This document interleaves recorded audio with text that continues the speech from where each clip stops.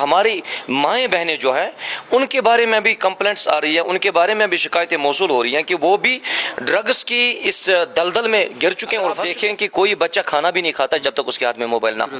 تو عادت کس نے ڈالی؟ نوجوان جب ہمارا بچہ کبھی موبائل اٹھاتا ہے اس کو موبائل دکھانے کے قابل نہیں ہوتا. ہمارے نوجوان اللہ کا خوف پیدا کرے، جب تک نہ ہمارے نوجوان رسول اللہ صلی اللہ علیہ وسلم کی فرما برداری میں لگ جائے تب تک اس قوم کا کچھ نہیں ہو. تلاوت نہیں ہوگی، جس گھر میں نماز نہیں ہوگی، جس گھر میں ذکر نہیں ہوگی، تو وہاں پہ سکون کیا ہوگا؟ تو جو بھی آپ لوگ دیکھیں اس وقت ہمیں دین کی اور آنا ہوگا.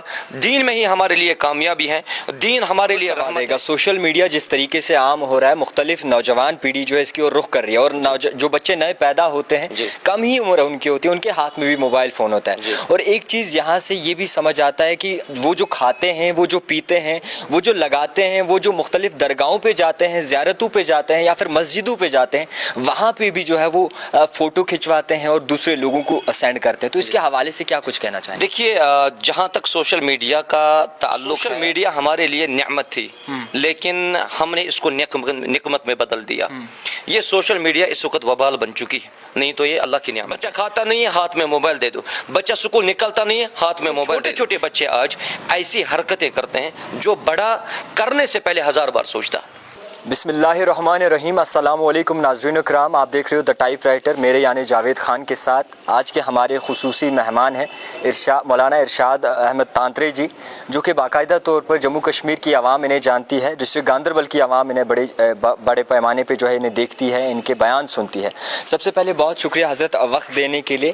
سوال رہے گا آپ کا، زیادہ وقت نہ لیتے ہوئے میں کچھ سوال چند پوچھوں گا کہ آج کا جو معاشرہ ہے کافی زیادہ جو ہے مختلف راستے اختیار کر لیے ہیں، ڈرگز عام ہو گئے ہیں، مختلف چیزوں پر جو ہے وہ جا رہے ہیں، اپنے والدین کے ساتھ صحیح طریقے سے ویوہار نہیں کر رہے، والدین کی قدر نہیں کر رہے. سو کیا کہیں گے اس متعلق؟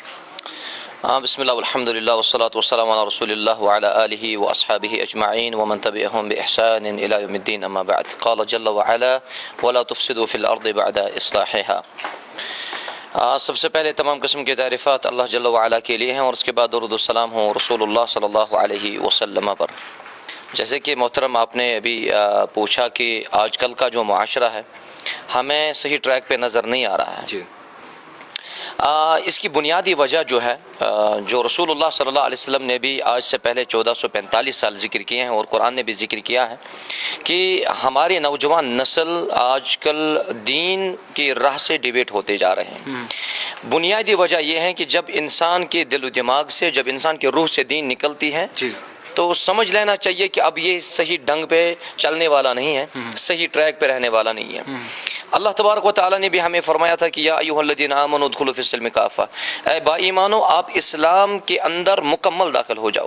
نوجوان کی حالت دیکھ لیجیے آپ. آج تو جمعہ تھا، جمعہ کی نماز پڑھی ہے تو عصر کون پڑھے گا کون نہیں پڑھے گا. اب آپ دیکھ لیجئے کہ کیا یہ ایمان میں داخل ہونا مکمل ہے کہ انسان ظہر پڑھے گا، انسان جمعہ کی نماز پڑھے گا اور عصر کی نماز کو چھوڑ دے گا. ہمارے نوجوان آج منشیات کی طرف جا رہے ہیں. درست ہے.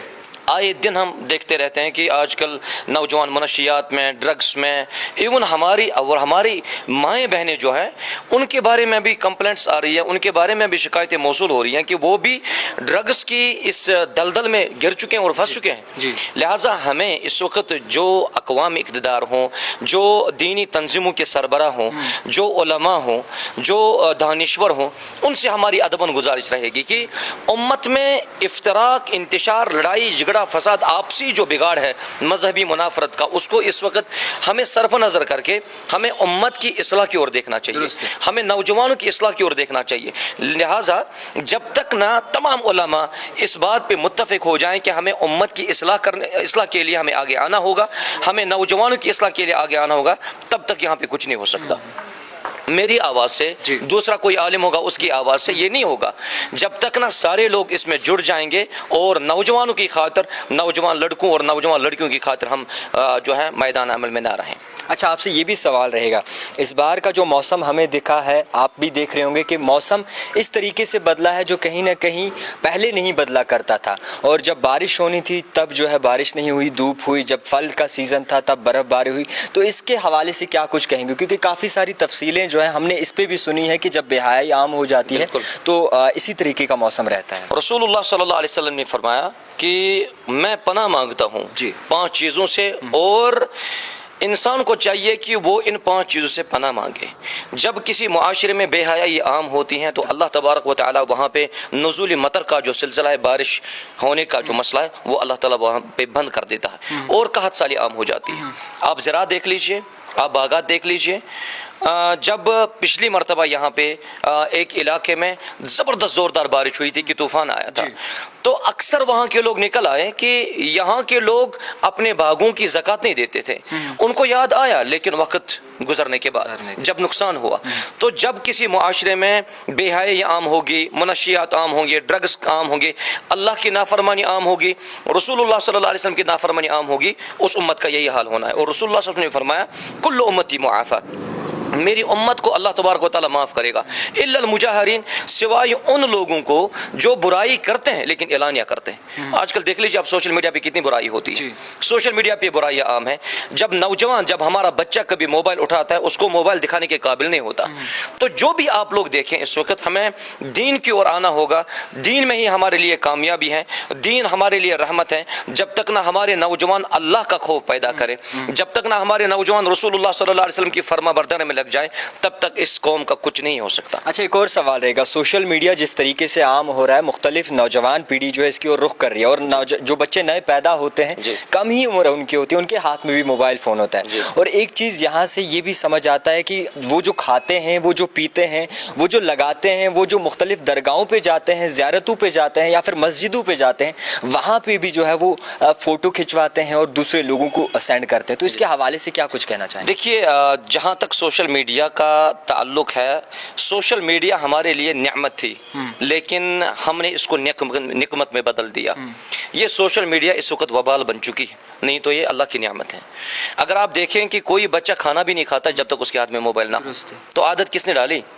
अगर अपने घर में माहौल होता था, शाम के वक्त मशवरा होता था, अगर घर में फैमिली मेंबर्स 5 हैं, 5 मोबाइल के साथ लगे हुए, कोई किसी से कुछ पूछता ही नहीं है। इवन हमारी इबादतें भी इन मोबाइलों के जरिए से मुतासिर हो चुकी हैं।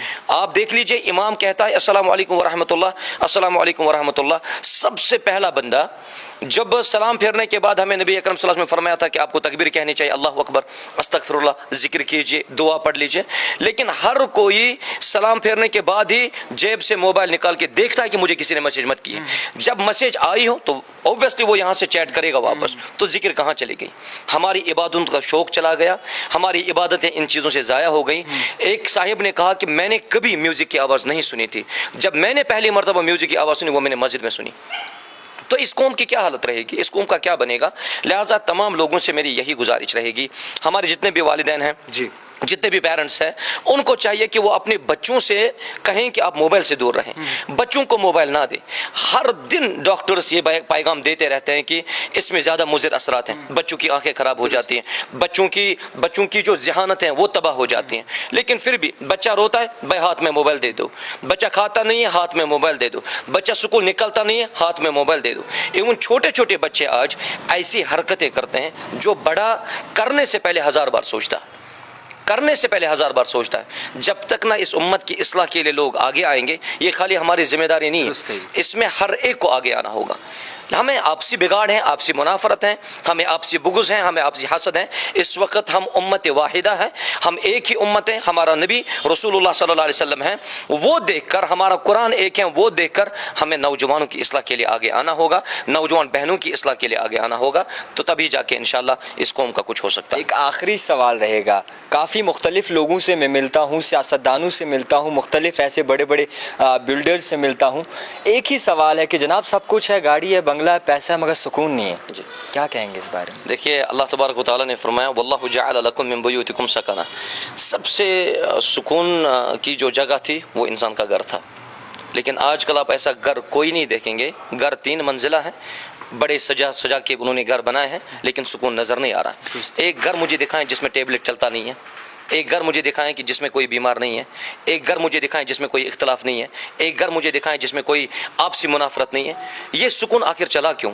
ये सुकून आखिर गया कहाँ? अल्लाह तबारक व तआला ने कहा था कि सुकून अगर किसी को मिलेगा वो दीन में मिलेगा।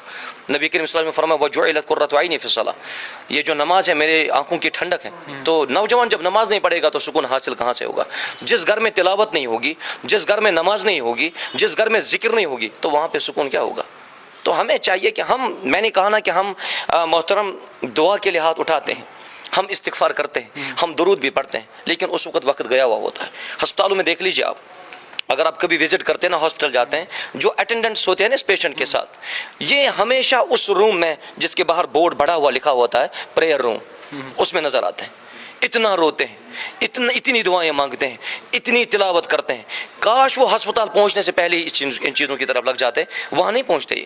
اگر پہلے ہی دعا کی جاتی یہ مصیبت ٹل جاتی، پہلے ہی ذکر کی جاتی مصیبت ٹل جاتی، پہلے ہی دین اپنے اندر ہم ڈالتے تو یہ مصیبت ٹل جاتی۔ ہم آتے ہیں لائن پہ، لیکن اس وقت بہت نقصان ہمیں اٹھانا پڑتا ہے پہلے۔ خیر، بہت شکریہ وقت دینے کے لیے۔ تو جتنی بھی مسلمان امت اس وقت ہمیں دیکھ رہی ہے، ہم نے ایک مناسب سمجھا کہ مولانا صاحب سے بات کی جائے اور جانا جائے کہ آخرکار یہ کیا کہتے ہیں موجودہ حالات کے بارے میں۔ آپ بھی جو ہے صحیح راہ پہ چلے، آپ اپنے والدین کی قدر کریں اور صحیح طریقے سے جو ہے بڑے بزرگوں سے پیش آئیں تاکہ آپ کی زندگی بھی جو ہے سدھر سکے۔ نمازوں میں باقاعدہ طور پر دعا کریں، نمازوں کی اور جائیں۔ فی الحال کے طور پر دیکھتے رہیے the type writer Javed Khan کے ساتھ۔